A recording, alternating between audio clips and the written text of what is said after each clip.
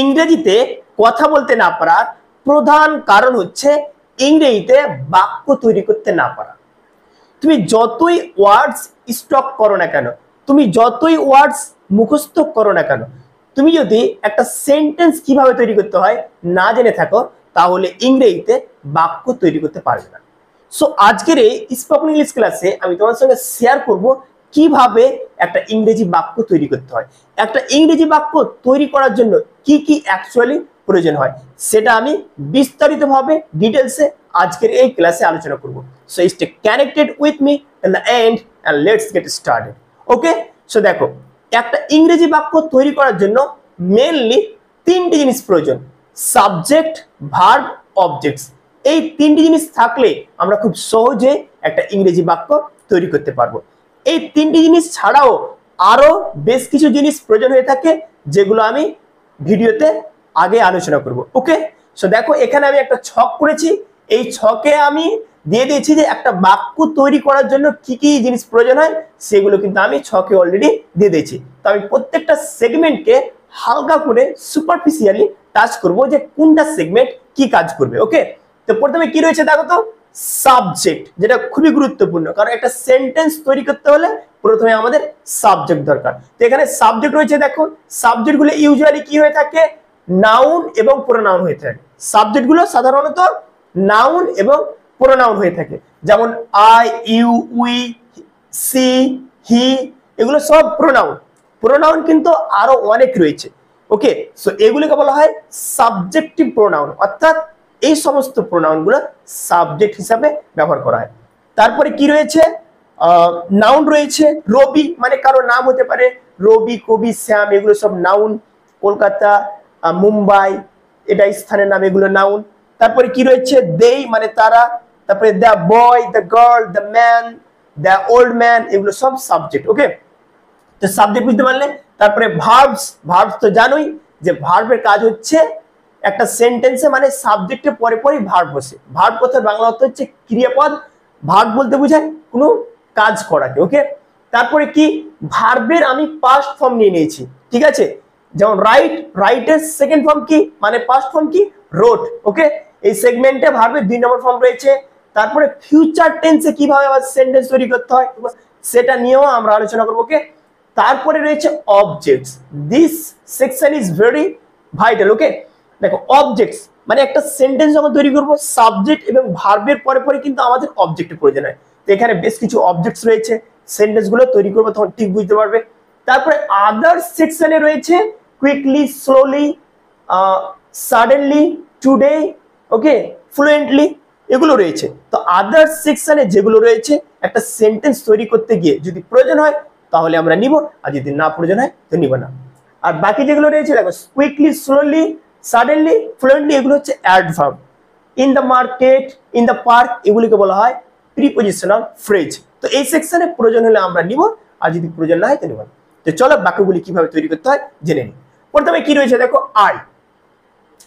আমরা সাবজেক্ট নিয়ে এলাম, যেহেতু আমরা জানি যে একটা বাক্য তৈরি করতে গেলে প্রথমে সাবজেক্ট প্রয়োজন। আই, আমি, সাবজেক্ট। আই রাইট, আমি লিখি।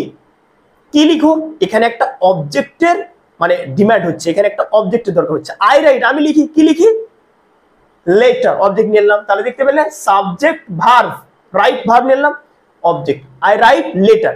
বাট এখানে একটা জিনিস মাথায় রাখবে, এই যে লেটার যে নাউনটা রয়েছে, এটা হচ্ছে একটা কাউন্টেবল নাউন।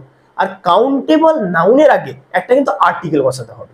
হয় এ দাও, যদি অনির্দিষ্ট করে বুঝাও তাহলে এ, আর যদি তুমি নির্দিষ্ট করে বুঝাও তাহলে দেয়া ব্যবহার করতে হবে।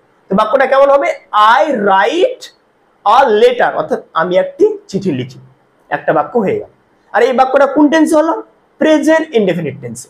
এবার হয়তো তুমি বাক্যটাকে মানে পাস্ট টেন্সে করবে, যে কি আমি একটি চিঠি লিখেছিলাম, তাহলে ভার্বের তখন 2 নম্বর ফর্ম ব্যবহার করো, কারণ পাস্ট টেন্সের গঠনও সাবজেক্ট, ভি2, অবজেক্ট।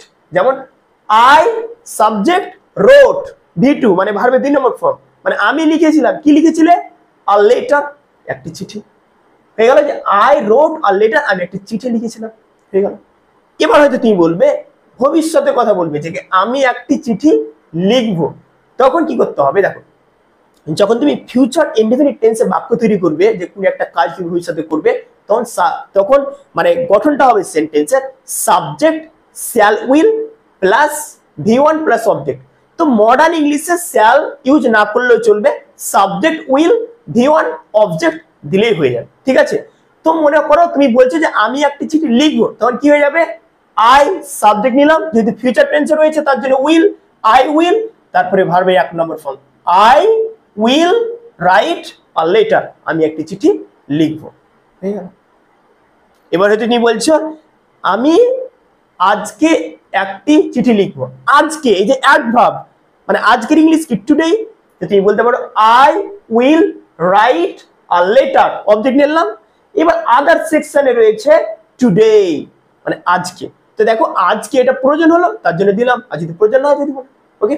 তাহলে আমাদের এখানে দেখো একটা সাবজেক্ট দিয়ে কিন্তু আমরা বেশ কয়েকটা বাক্য তৈরি করতে পেরে গেলাম, তবু আবার খুব সহজে। ওকে, তারপরে দেখো ইউ সাবজেক্ট, ওকে, ইউ আবার ভাব নিলাম, ইট, ইট মানে খাওয়া, ইউ ইট তুমি খাও, কি খাও, এখানে একটা অবজেক্ট প্রয়োজন হচ্ছে, রাইস, ইউ ইট রাইস তুমি ভাত খাও, হয়ে গেল একটা বাক্য।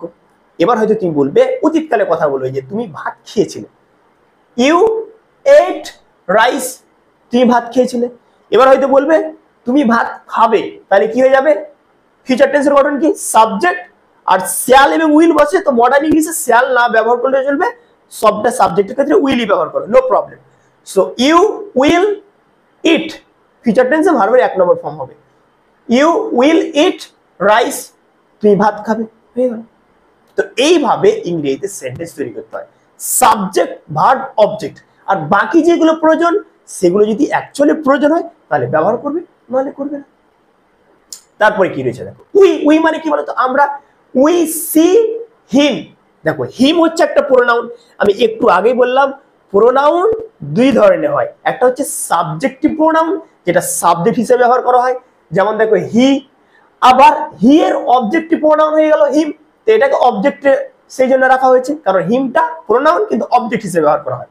বলছে উই সি হিম মানে আমরা তাকে দেখতে পাই, সি মানে দেখা, কোথায় দেখতে পাই, ইন দ্য মার্কেট বাজারে, দেখো এই সেকশনে এটা প্রয়োজন হলো তার জন্য দিলাম, we see him in the market, আমরা তাকে বাজারে দেখতে পাই। এবার হয়তো বলবে আমরা তাকে বাজারে দেখেছিলাম, তখন কি করবে, সাবজেক্ট নিবে, ভার্বের 2 নম্বর ফর্ম মানে past form, we saw him in the market, আমরা তাকে বাজারে দেখেছিলাম। তো দেখতে পাচ্ছ কিভাবে সেন্টেন্স খুব সহজেই আমরা তৈরি করতে পারছি।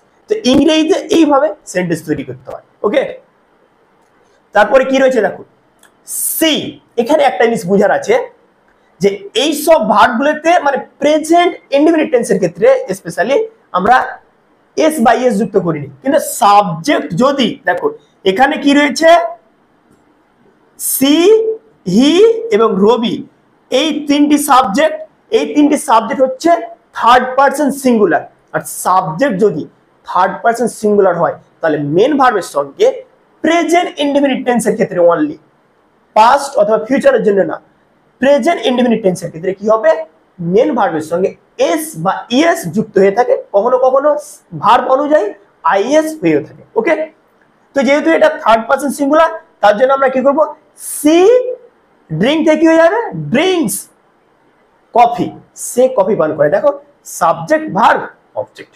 এবার একটা জিনিস যে কফি হচ্ছে আনকাউন্টেবল নাউন, তার জন্য কফির আগে কোনো আর্টিকেল বসলো না, আমরা কি বললাম, সিম্পলি সি ড্রিঙ্ক কফি, সে কফি পান করে। আবার যদি বলি হি ড্রিঙ্কস কফি, একই, রবি ড্রিঙ্কস কফি, রবি কফি পান করে, বুঝতে পারলে। এবার মনে করে এটা পাস্ট টেন্সে করবে যে রবি কিবা সে কফি পান করেছিল, তাহলে কি হবে, সি ড্রাঙ্ক, সে পান করেছিল, কি পান করেছিল, কফি, সি ড্রাঙ্ক কফি, সে কফি পান করেছিল। এবার আরেকটু বাড়িয়ে দাও, কখন কফি পান করেছিল, গতকাল, কি বলবে, সি ড্রাঙ্ক কফি ইয়েস্টারডে, সে গতকাল কফি পান করেছিল। দেখো ইয়েস্টারডে, তোমার যদি মনে হয় যে তুমি টাইমটা উল্লেখ করবে যে সে কখন কফি পান করেছিল, তখন তুমি অ্যাডভার্ব লাগিয়ে দিলে অর্থাৎ আদার্স লাগিয়ে দিলে ইয়েস্টারডে হয়ে গেল। এবার মনে করো আমি বলতে চাইছি রবি ওয়াচ, তাহলে ওয়াচ থেকে কি হয়ে যাবে, ওয়াচেস, যেহেতু রবি থার্ড পারসন সিঙ্গুলার রবি ওয়াচেস মুভি, এখানে দেখো মুভি হচ্ছে কাউন্টেবল নাউন, তাহলে মুভির আগে আমরা একটা আর্টিকেল দেব। রবি ওয়াচেস আ মুভি, রবি মুভি দেখে অর্থাৎ সিনেমা দেখে। এবার মনে করে পাস্ট টেন্সে করবে, রবি ওয়াচড, পাস্ট টেন্সে কি হয়ে যাবে এটা, ওয়াচড। রবি ওয়াচড আ মুভি, রবি একটি মুভি দেখেছিল। এবার মনে করো কখন দেখেছিল, সেটা তুমি টাইমের উল্লেখ করবে। রবি ওয়াচড আ মুভি ইয়েস্টারডে, রবি গতকাল একটি মুভি দেখেছিল, টাইমের উল্লেখ দিয়ে দিলাম। এবার তুমি এটাকে ফিউচার টেন্স হয়তো করবে, তখন কি করবে, Rabi will, Rabi will watch a movie, Rabi একটি মুভি দেখবে। তো সিম্পলি যদি প্রেজেন্ট টেন্সে কিছু বলতে চাও তাহলে ভার্বের 1 নম্বর ফর্ম সাবজেক্ট, ভার্বের 1 নম্বর ফর্ম অবজেক্ট, আর আদার সেকশনে প্রয়োজন হলে দিলে। আবার যদি তুমি অতীতকালের কথা বলো সাবজেক্ট V2 অবজেক্ট, আবার যদি তোমার মনে হয় যে আদার্স প্রয়োজন তাহলে দিবে। আবার যদি ফিউচার টেন্সের কথা বলো সাবজেক্ট উইল, তারপরে ভার্ব 1, তারপরে অবজেক্ট, আবার যদি আদার্স প্রয়োজন হয় তাহলে দিবে। দ্যাটস ইট, এই টপিকটা মনে রাখলে হয়ে যাবে। তারপরে দেখে নাও আরো বেশ কয়েকটা রয়েছে। দেই, দেই মানে কি তারা, দেই ওপেন ডোর, এখানে একটা জিনিস মাথায় রাখো, ডোর মানে কি দরজা, তো দে ওপেন তারা খুলে, কি খুলে, দরজা। তো এই যে দরজা ডোর, এটা কাউন্টেবল নাউন, সো কাউন্টেবল নাউনের আগে একটা আর্টিকেল নিতে হবে। তো এখানে সবথেকে সুইটেবল আর্টিকেল হলো দেয়া। দে ওপেন দ্য ডোর, তারা দরজাটি খুলে, ঠিক আছে। এবার মনে করে যে তারা দরজাটি খুলেছিল, অতীতকালের কথা, কি বলবে, দে ওপেনড দ্য ডোর, তারা দরজাটি খুলেছিল। এবার হয়তো ফিউচার টেন্সও করবে, তারা দরজাটি খুলবে, they will open the door. Future tense হলে উইল এর ব্যবহার করবে, মানে ভবিষ্যতে কোনো কাজ করবে তখন সাবজেক্টের পরে পরে উইল। আমি এখানে শ্যাল ইন্টেনশনালি লিখিনি, কারণ মডার্ন ইংলিশে শ্যালের ব্যবহার আর সেরকম দেখতে পাওয়া যায় না, মানে সবগুলো সাবজেক্টের পরে আমরা উইল ব্যবহার করতে পারি, কোনো সমস্যা নেই, এটা গ্রামেটিক্যালিও রাইট হবে। তার জন্য they will open the door, তারা দরজাটি খুলবে। তারপরে দেখো দে প্লে, তারা খেলা করে, কি খেলা করে, ফুটবল অবজেক্ট নিয়ে এলাম, সাবজেক্ট ভার্ব অবজেক্ট, তারা ফুটবল খেলা করে, দে প্লে ফুটবল। কোথায় খেলা করে, এবার হয়তো কোন জায়গাটাতে খেলা করে ওটাও দিবে, তখন কি করবে দেখো, পার্কে হয়তো খেলা করে, they play football in the park, তারা পার্কে ফুটবল খেলা করে। They play football in the field, তারা মাঠে ফুটবল খেলা করে। They play football in the garden, তারা বাগানে ফুটবল খেলা করে। তো এই যে আদার সেকশনটা, মানে অবজেক্টস বাদেও যদি মনে হয় যে কিছু প্রয়োজন রয়েছে, তো তখন লাগাবে। অবজেক্টস বাদে যেগুলো প্রয়োজন হবে সেগুলো অ্যাডভার্ব হতে পারে অথবা প্রিপজিশনাল ফ্রেজ হতে পারে, ওকে। তারপরে হয়তো বলবে যে কি তারা ফুটবল খেলবে, দে উইল প্লে ফুটবল, তারা ফুটবল খেলবে।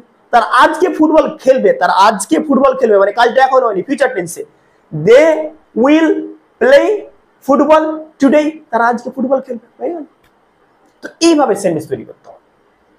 তারপরে কি রয়েছে দেখে নাও, তারপরে রয়েছে দ্য বয়, ছেলেটি, তাহলে দ্য বয় হয়ে গেল থার্ড পারসন সিঙ্গুলার, আর থার্ড পারসন সিঙ্গুলার হলে প্রেজেন্ট ইনডিফিনিট টেন্সের ক্ষেত্রে মেন ভার্বের সঙ্গে এস বাই এস যুক্ত হয়। একটু আগে আমি বললাম দ্য বয় স্পিক্স, ছেলেটি কথা বলে, ইংলিশ, কিসে কথা বলে, ইংরেজিতে, দ্য বয় স্পিক্স ইংলিশ, ইংরেজিতে কথা বলে, অবজেক্ট হয়ে গেল, সাবজেক্ট ভার্ব অবজেক্ট।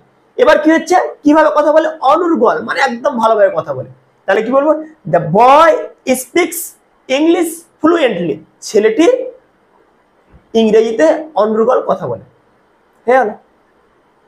এবার হয়তো বলবে পাস্ট টেন্সে করবে, the boy spoke English fluently, ছেলেটি অনর্গল ইংরেজিতে কথা বলেছিল। এবার হয়তো ছেলেটি ইংরেজিতে কথা বলবে, দ্য বয় উইল স্পিক, ইংলিশের আগে ইন দিয়ে দিলে ভালো, বাট ইন না দিলেও চলবে, কোনো সমস্যা নেই। The boy will speak English fluently, ছেলেটি অনর্গল ইংরেজিতে কথা বলবে, দ্যাটস ইট। তো এইভাবে অ্যাকচুয়ালি একটা সেন্টেন্সের ফরমেশন ঘটে। তো অলওয়েজ কিপ ইন মাইন্ড যে একটা সেন্টেন্স তৈরি করতে গিয়ে সাবজেক্ট প্রয়োজন হয়, আর সাবজেক্ট কি প্রোনাউন হতে পারে অথবা নাউন হতে পারে। তারপরে কি হতে পারে, ভার্ব, সাবজেক্টের পরে ভার্ব, তো ভার্ব তো বুঝতে পারলে। তারপরে কি প্রয়োজন হয়, অবজেক্ট, তো অবজেক্ট এগুলো হতে পারে। এবার বাক্যগুলিকে যখন পাস্টে করবে তখন ভার্বের 2 নম্বর ফর্ম ব্যবহার করবে, ফিউচারে যখন করবে সাবজেক্টের পরে উইল লাগাবে, তারপরে ভার্বের 1 নম্বর ফর্ম দিয়ে আবার অবজেক্ট। আবার যেটা রয়েছে আদার সেকশনে যেটা রয়েছে প্রিপজিশনাল ফ্রেজ অথবা অ্যাডভার্ব রয়েছে, সেগুলো যদি প্রয়োজন হয় তাহলে ব্যবহার করবে, আর যদি প্রয়োজন না হয় ব্যবহার করবে না। That's it. So I hope তোমরা বুঝতে পারলে যে একটা ইংরেজি সেন্টেন্সের ফরমেশন কিভাবে হয়ে থাকে। I hope this video will certainly help you make English sentences. So thanks for watching this video. ভিডিওটি ভালো লাগলে অবশ্যই লাইক করবেন, শেয়ার করবেন এবং বাংলা থেকে ইংলিশ শেখার জন্য আমাকে অবশ্যই ফলো করবেন। Thank you.